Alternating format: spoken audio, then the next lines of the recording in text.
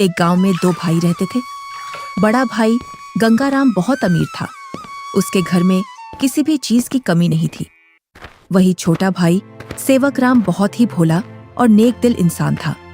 उसके परिवार में उसकी पत्नी और एक बच्चा था। वह इतना गरीब था कि वह मिट्टी के मकान में रहता था। गंगाराम की पत्नी के 3 पुत्रियों के बाद पुत्र हुआ था, तो गंगाराम ने एक बड़ा प्रोग्राम रखा, जिसमें उसने गांव के और बाहर के बड़े बड़े अमीर लोगों को बुलाया था।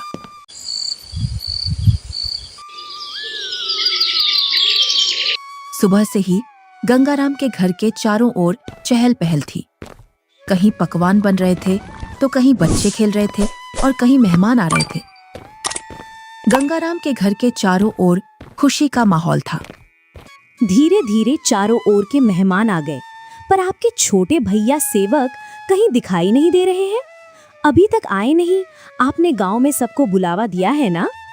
अरे हाँ, बुलाया है उसको। आता ही होगा अपने बच्चों के साथ। तू यहीं रुक और मेहमानों को देख। मैं अभी आता हूँ व्यवस्था देखकर। इतना कहकर गंगाराम घर से बाहर चला जाता है और गुनगुनाता है, मैं उसको अपने प्रोग्राम में क्यों बुलाऊं? वो कहाँ और मैं कहाँ? मेरे यहाँ एक से बढ़कर एक अमीर मेहमान आ रहे हैं। अगर किसी को पता चल गया कि मेरा भाई इतना गरीब है तो मेरी नाक कट जाएगी। कुछ गांव के लोग सेवकराम के घर के आगे से गंगाराम के प्रोग्राम में जा रहे थे और सेवकराम अपने घर से खेतों पर जाने की तैयारी कर रहा था। जैसे ही वह घर से बाहर निकलता है तो उसको कुछ गांव वाले मिल जाते हैं। अरे सेवकराम, तू अपने भाई के घर नहीं गया? तेरी भाभी के बहुत दिनों बाद लड़का हुआ है। इसी उपलक्ष्य में तेरे भाई ने बहुत बड़ा प्रोग्राम रखा है। तू तो चाचा बन गया है और तू यहाँ, जबकि तुझे तो अपने भाई के घर सबसे पहले पहुँचना था। सेवकराम ये सुनकर दंग रह जाता है। इस बारे में उसे कुछ भी पता नहीं था, पर वह गांव वालों के सामने ऐसे बोलता है जैसे उसे पहले से सब पता है। अरे हाँ भाई, मुझे भी जाना है। बस थोड़ा सा खेतों पर काम बचा है, उसको मैं पूरा करके आता हूँ। जल्दी काम पूरा करके आ भाई। सुना है भाई गंगाराम ने बहुत ही स्वादिष्ट पकवान बनवाए हैं और उसने खाने पर पूरे गांव को बुलाया है। हाँ, ये तो बड़ी ही अच्छी बात है। तुम लोग चलो, मैं आता हूँ। जैसे ही गांव वाले वहां से निकल जाते हैं तो सेवकराम का मुंह उतर जाता है। ये तो बहुत खुशी की बात है, पर इसके बारे में तो मुझे कुछ पता ही नहीं है। चलो, मेरे बड़े भाई के घर पुत्र रत्न तो आया और मैं फिर से चाचा बन गया, पर मुझे इस बारे में कुछ बताया भी नहीं। शायद काम काज ज्यादा है, इसी वजह से मुझे बताना भूल गया होगा, वरना ऐसा हो नहीं सकता कि मेरा भाई मुझे न बुलाए। अरे भाग्यवान, तुमने सुना? तुम्हारी जेठानी के लड़का हुआ है। कुछ गांव वाले इधर से गुजर कर जा रहे थे। क्यों ना अपन भी चलें बड़े भाई के यहाँ? सुना है बहुत ही अच्छे अच्छे पकवान बने हैं वहाँ पर। अरे, ये तो बड़ी खुशी की बात है। आप फिर से चाचा बन गए और मैं चाची, परंतु उन्होंने हमें बुलाया नहीं। बिना बुलाए हम कैसे जा सकते हैं उनके प्रोग्राम में? बिना बुलाए वहाँ जाना सही नहीं होगा। अगर गांव में इस बात का पता चल गया कि हम बिन बुलाए उनके प्रोग्राम में आए हैं तो लोग क्या कहेंगे? बड़े भैया इतना बड़ा प्रोग्राम कर रहे हैं और इतने बड़े प्रोग्राम में पूरे काम की जिम्मेदारी भी उन्हीं पर है। तुम्हें पता है ना उनके पास कितना कामकाज होगा। इसी कामकाज की वजह से हमसे बोलना भूल गए होंगे और प्रोग्राम वाला आदमी तो कुछ ना कुछ तो भूल ही जाता है। आप लोग चलो ना, मैं अपने ताऊ का घर और अपने छोटे भाई को देख आऊंगा। कैसे चलें बेटा? मन तो मेरा भी बहुत कर रहा है जाने को, पर उन्होंने हमें प्रोग्राम का निमंत्रण भी नहीं दिया और ना ही हमसे बोला। उन्होंने फिर किस मुंह से उनके प्रोग्राम में जाएं? क्या हम अपने छोटे भाई से मिलने नहीं जाएंगे पापा? क्यों नहीं, हम जरूर चलेंगे आपके छोटे भाई से मिलने के लिए। क्यों आप छोटे बच्चे को झूठी तसल्ली दे रहे हो? तुम्हें पता है ना, तुम्हारे बड़े भाई हमें उनके बराबर नहीं समझते हैं, तभी तो उन्होंने हमें प्रोग्राम में नहीं बुलाया है। तुम तो सदा गड़े मुर्दे उखाड़ती हो। ऐसा नहीं है, वो हमको चाहते हैं। वो तो कामकाज की वजह से बुलाना भूल गए हैं। तुम्हें लग रहा है कि भैया तुम्हें बुलाना भूल गए हैं तो तुम जाओ। बिन बुलाए मैं नहीं जाने वाली कहीं। मैं तो खूब खुश हूँ अपने घर में। आपको जाना है तो जाओ। ठीक है, मैं और मुन्ना चले जाते हैं। तुम्हें नहीं जाना तो मत चलो। आप जा रहे हो तो जाओ, पर उधर से जल्दी लौट कर आना। सेवकराम और उसका बच्चा प्रोग्राम में जाने के लिए तैयार हो जाते हैं। अब तुम प्रोग्राम में जा रहे हो तो बच्चे को देने के लिए कुछ तो ले जाना पड़ेगा। हाँ, बहुत देर से मैं भी यही सोच रहा था, बच्चे के लिए क्या ले जाऊं, और बाजार से ले जाने के लिए मेरे पास पैसे भी नहीं हैं। आप तो ये लकड़ी का झूला ले जाओ जो तुमने मुन्ना के लिए बनाया था। अब मुन्ना के कुछ काम का नहीं है। हाँ, यही ले जाता हूँ, इसमें बच्चा खूब आराम से सोएगा। सेवक राम उस झूले को उठाकर चल देता है और उसके साथ में उसका लड़का भी चल देता है।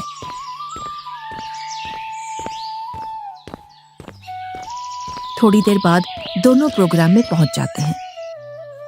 यहाँ तो खूब अमीर मेहमान आए हैं और बच्चे को देने के लिए शानदार और महंगी महंगी वस्तुएं लाए हैं। मेरा झूला तो इनके आगे कुछ भी नहीं है। सेवक राम मेहमानों पर महंगी महंगी वस्तुएं देखकर अपने झूले की ओर देखता है और मन ही मन में सोचता है, मैं क्यों इस झूले को यहाँ लाया? यहाँ तो एक से बढ़कर एक वस्तुएं हैं बच्चे के लिए। मैं भी क्या सोच रहा हूँ, भला हाथ की बनी चीज और बाजार की चीजों में अंतर होता है। बड़े भैया जरूर मेरे झूले को पसंद करेंगे क्योंकि मेरा झूला सबसे मजबूत है, क्योंकि इसे मैंने अपने हाथों से बनाया है। और सेवक राम निसंकोच होकर मेहमानों के बीच में घूमने लगता है। वह देखता है कि उसके बड़े भैया और भाभी मेहमानों का स्वागत कर रहे थे। तभी गंगाराम की पत्नी की निगाह सेवक राम पर जाती है। तब वह गंगाराम से बोलती है, अरे भैया और मुन्ना तो आ गए, पर देवरानी नहीं दिख रही है। कहाँ आ गए? मुझे तो कहीं दिखाई नहीं दे रहे। वो रहे मेहमानों के बीच में।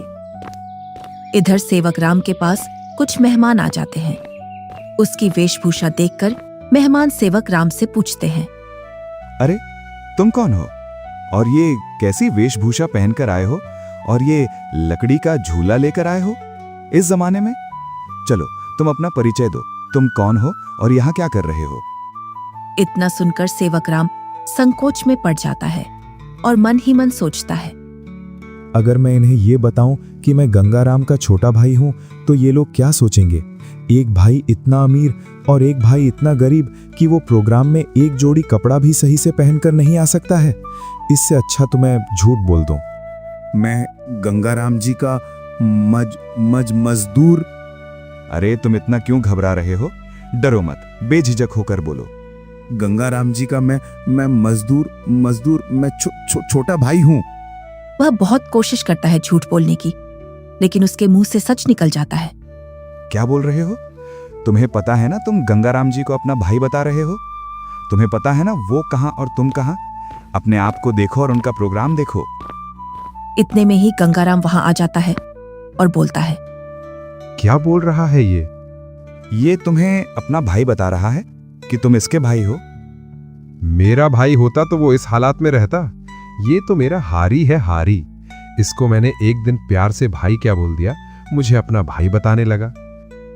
इतना सुनकर सेवक राम अपना सिर झुका लेता है। आप प्रोग्राम का आनंद लीजिए।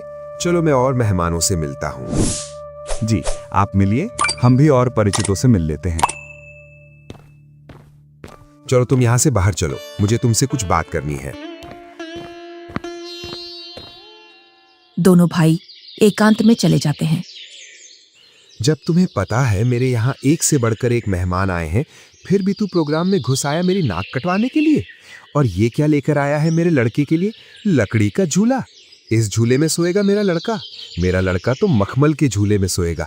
किसमें? मखमल के झूले में। जा यहाँ से, मुझे दिख मत जाना अब इस प्रोग्राम में। अगर कुछ खाना बचेगा तो मैं सुबह भिजवा दूंगा तेरे घर पर। और हाँ, साथ में अपने लड़के को भी ले जाना यहाँ से। मुन्ना की माँ ठीक बोल रही थी कि बिन बुलाए वहां मत जाओ। मेरी ही गलती है जो मैं बिन बुलाए यहाँ आ गया। सेवक राम अपने बच्चे को लेकर अपने घर की ओर चल देता है, बड़े ही उदास मन से। इतने में ही बच्चा बोलता है, पापा, हम छोटे भैया से भी तो नहीं मिले और आप इतनी जल्दी घर चल रहे हो। सेवक राम थोड़ी हिम्मत करके अपने लड़के से बोलता है, बेटा हम शाम को आएंगे। खेतों पर कुछ काम बाकी रह गया था, वो मुझे याद आ गया है। उसे करके मैं आ जाऊंगा। उसके बाद चलेंगे हम तेरे छोटे भाई से मिलने के लिए। दोनों घर पहुंच जाते हैं। मुन्ना घर से बाहर बच्चों के साथ खेलने के लिए चला जाता है। इधर सेवक राम अपनी पत्नी को पूरी घटना सुना देता है और उसकी आंखों से आंसू छलक जाते हैं। पता नहीं ईश्वर की कैसी लीला है, आज भाई ने भाई को पहचानने से मना कर दिया। आप रोइए मत, ईश्वर एक दिन सब ठीक कर देगा। ईश्वर को भाइयों के बीच में इतना फासला भी नहीं रखना चाहिए कि वे एक दूसरे से ही दूर हो जाएं। आप इतना दुख मत मनाइए, सब ठीक हो जाएगा। आप बस ईश्वर पर विश्वास रखिए। तीनों सो जाते हैं।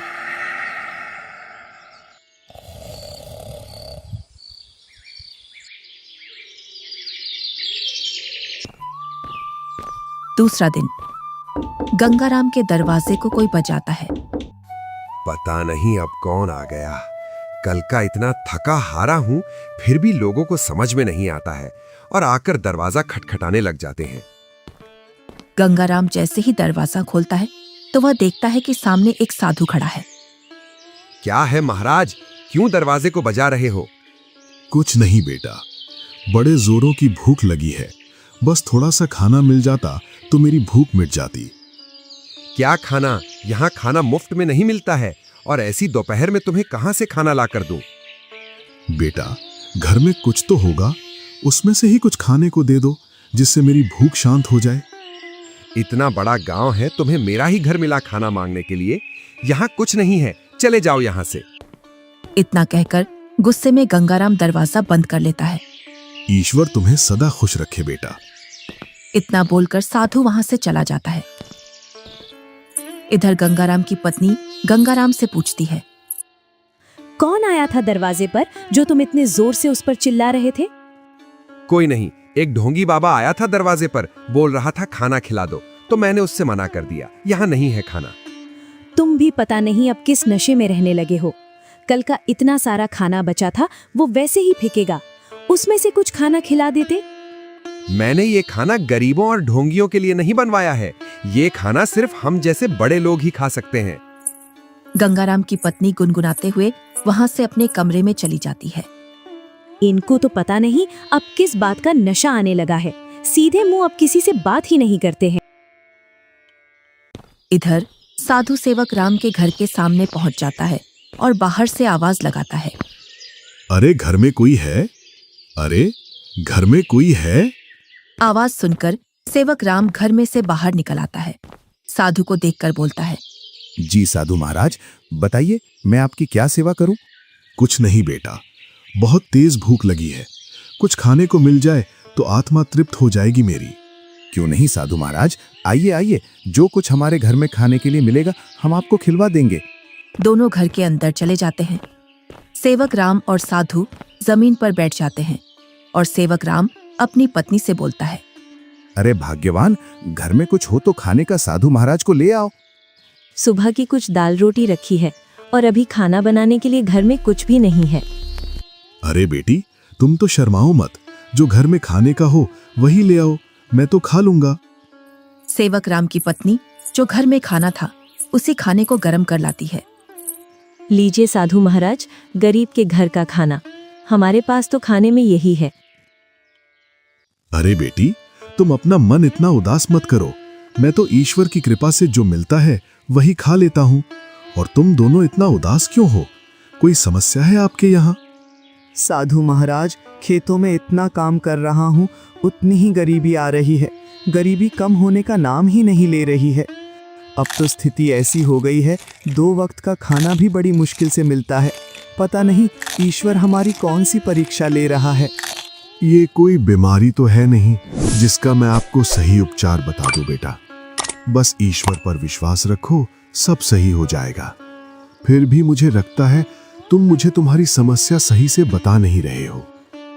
इतना सुनकर सेवक राम और सेवक राम की पत्नी साधु महाराज को पूरी बात बता देते हैं कि किस प्रकार गंगाराम ने उनके साथ भेदभाव किया। साधु खाना खा लेता है। पता नहीं आपको हमारे हाथ का खाना कैसा लगा, सही लगा या नहीं? बेटी, तुम अपना मन उदास मत करो। तुम तो अन्नपूर्णा हो और तुम्हारे हाथ का खाना बहुत ही स्वादिष्ट है। इतना सुनकर सेवक राम की पत्नी खुश हो जाती है। तुमने बेटा आज मेरी आत्मा तृप्त कर दी है। अगर तुम आज मुझे भोजन नहीं देते तो पता नहीं आज भूख की वजह से मेरा क्या होता। साधु अपने थैले में हाथ डालता है और उसमें से एक पोटली निकालता है। इसमें क्या है साधु महाराज? ये पोटली बेटा बीजों का भंडार है। तुम जिस भी फसल का बीज चाहोगे वो बीज इस पोटली में से निकलेगा, जिससे तुम्हारी फसल साधारण फसल से 10 गुना ज्यादा निकलेगी। ये तो महाराज आपकी असीम कृपा है। ये मेरी नहीं, ईश्वर की कृपा है बेटा। बस एक बात का ध्यान रखना, इस पोटली के बारे में कभी किसी को मत बताना और इसमें से जो बीज निकले उन्हें बेचना नहीं। अगर तुमने ऐसा किया तो ये पोटली आपके किसी काम की नहीं रहेगी। जी साधु महाराज, मैं कभी ऐसा नहीं करूंगा। और साधु महाराज वहां से चले जाते हैं। साधु महाराज के पैर जैसे ही घर में पड़े तब से घर में शांति का अनुभव हो रहा है। हाँ भाग्यवान, अब ईश्वर की कृपा से सब ठीक हो जाएगा।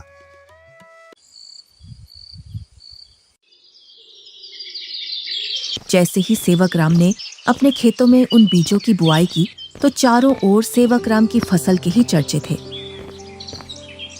इधर गंगा राम अपने धन के घमंड में जी रहा था, जिससे वह किसी से भी सीधे मुंह बात नहीं करता था। इधर सेवक राम की संपत्ति बढ़ रही थी और गंगा राम की घट रही थी, और इसी के साथ गंगा राम के घर में अशांति भी बढ़ रही थी। कुछ ही दिनों में सेवक राम ने गांव में गंगा राम से भी बड़ा मकान बना लिया था और सेवक राम अब अपने घर में खूब खुशी खुशी रह रहा था। पर एक दिन, मालिक, अब मैं आपके यहाँ काम नहीं करूंगा। अब मुझे दूसरे गांव में आपसे ज्यादा जमीन मिल रही है और इससे भी अच्छी उपजाऊ। क्या बोल रहे हो हरिया तुम? तुम्हें पता है मेरे पास कितनी जिम्मेदारियां हैं? तुम चले जाओगे तो मैं अकेला कैसे खेती और घर संभालूंगा, और ऊपर से मैं अकेला आदमी। मुझे जहाँ मुनाफा मिलेगा मैं वहीं काम करूंगा मालिक। अगर मुझे इतनी ही मेहनत में मुझे वहां ज्यादा फसल मिलेगी तो मैं वहीं जाऊंगा। अरे हरिया, मैं भी तो तुम्हें खूब मुनाफा करवाता हूँ। बस तुम इस साल और रुक जाओ, मैं जब तक दूसरा हारी देख लूंगा। मालिक, 2 सालों से तुम मुझे बेवकूफ बना रहे हो। न तो तुम अनाज ज्यादा देते हो और न ही तुम दूसरा हारी रखते हो। मैं तो चला, तुम जानो और तुम्हारी खेती। अरे नहीं, ये तो चला गया। अब मैं क्या करूंगा? कई सालों से मैंने खेतों में काम भी नहीं किया है, जिससे अब मुझसे खेतों में काम भी नहीं होगा। क्यों ना मैं सेवक राम के यहाँ जाऊं? अब तक तो उसने उसकी सारी जमीन बेच दी होगी, क्योंकि हालात तो वैसे भी खराब चल रहे थे उसके। वो जरूर मेरे खेतों पर काम कर लेगा। गंगा राम सेवक राम से मिलने के लिए चल देता है।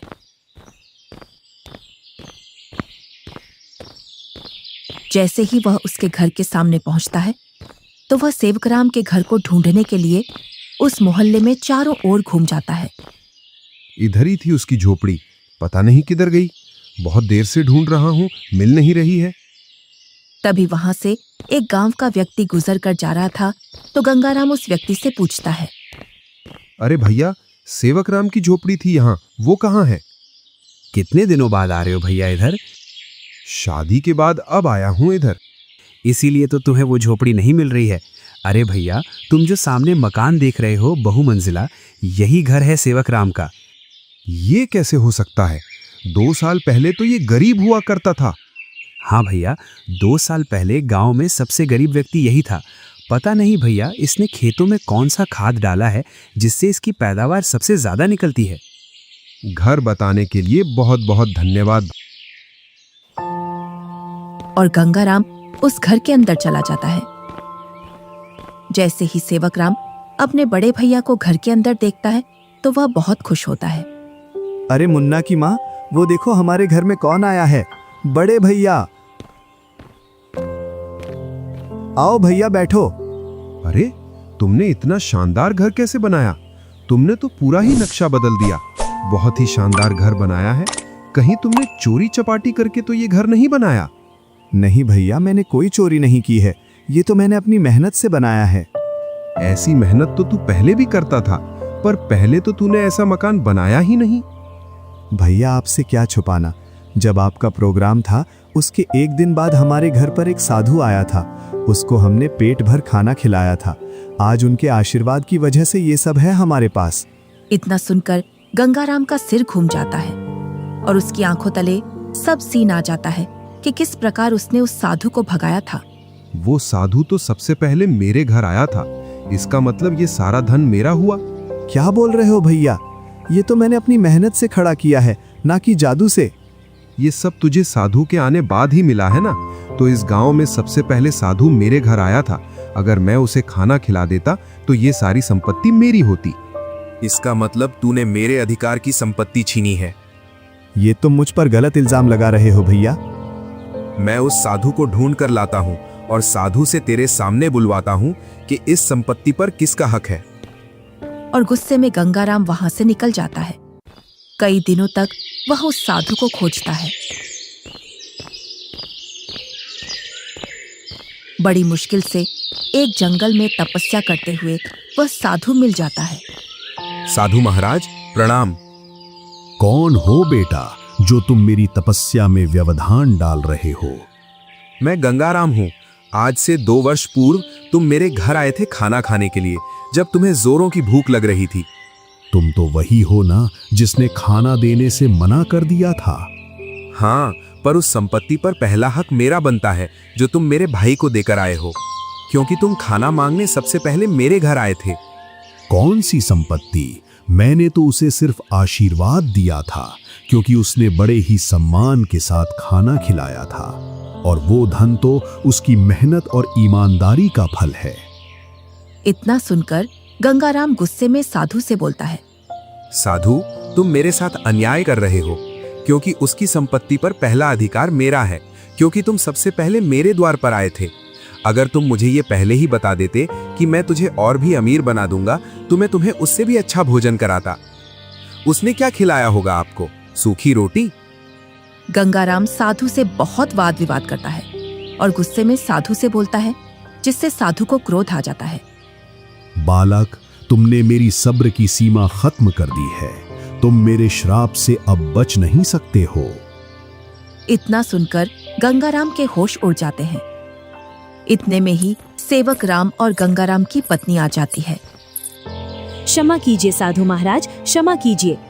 अरे बेटी, तुम क्यों माफी मांग रही हो? मेरे पति थोड़े उग्र हैं, उनको पता नहीं है किससे कैसे बात करना है। इतना सुनकर गंगाराम भी माफी मांग लेता है।